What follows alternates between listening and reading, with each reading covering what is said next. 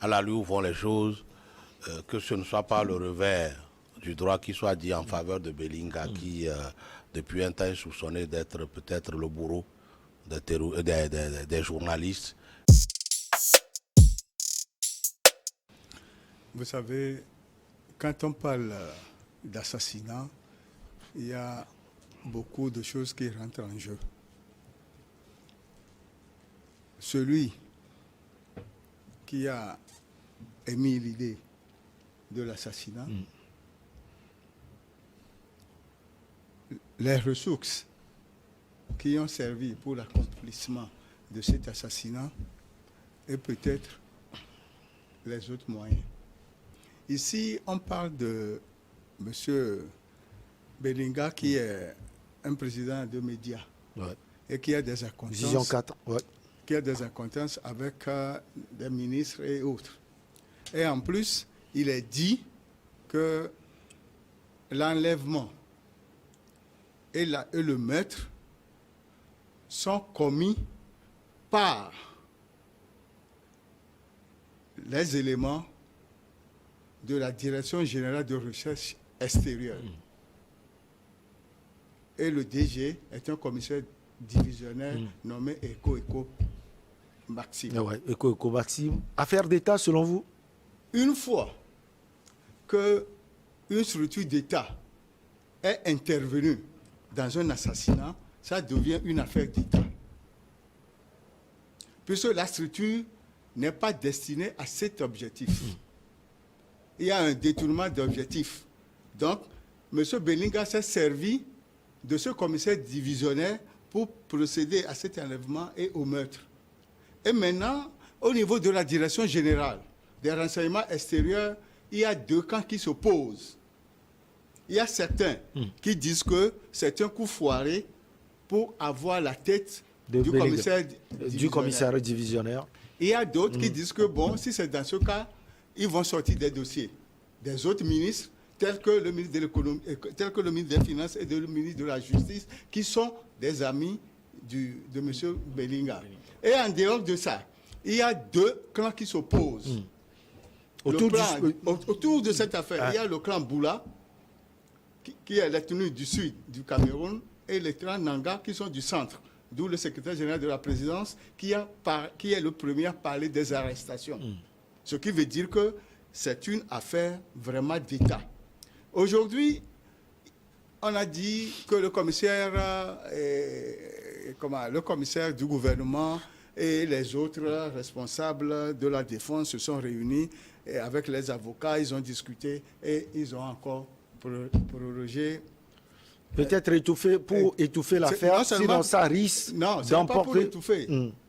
Comme il y a division au niveau de la Direction générale de renseignement et au niveau de l'État, s'il rendait le verdict pour dire qu'il est inculpé, il y aura des problèmes.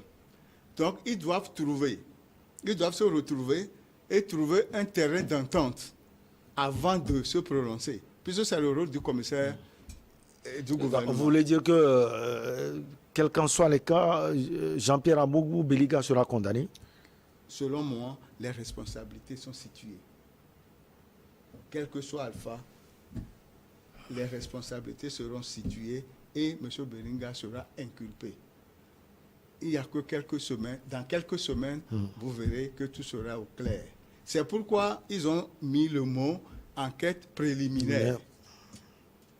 Or, on a donné ces enquêtes à deux structures de l'État. Il y a la police et la gendarmerie qui interviennent.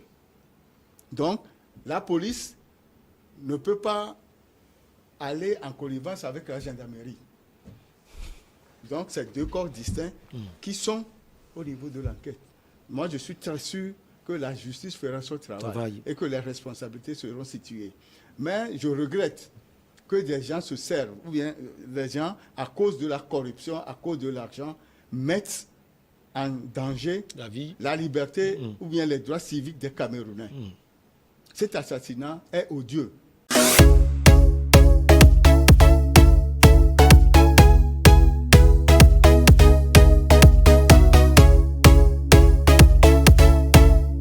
Oui, Oui, pour le moment, il bénéficie de la présomption d'innocence. La justice fait son cours. Nous souhaiterons que ses droits à la défense soient respectés et que le droit soit dit. Mais, à la lui où vont les choses, que ce ne soit pas le revers du droit qui soit dit en faveur de Belinga, qui, depuis un temps, est soupçonné d'être peut-être le bourreau des journalistes et de ceux qui veulent... Et surtout de Martino Zongo, qui était son ami. Pas seulement lui. Belinga est toujours cité dans des dossiers sombres. Et puis, on dirait qu'il est le bourreau des journalistes et ceux qui aiment la liberté d'expression, ceux qui ont peut-être un discours contraire à ce qui se passe dans le camp présidentiel camerounais. Moi, je dis, on peut être soutien, on peut être homme d'affaires et soutien d'un parti politique, soit-il au pouvoir, mais avoir peut-être un comportement plus décent, accepter les critiques des autres et ne pas aller jusqu'à mettre fin à la vie alors des journalistes.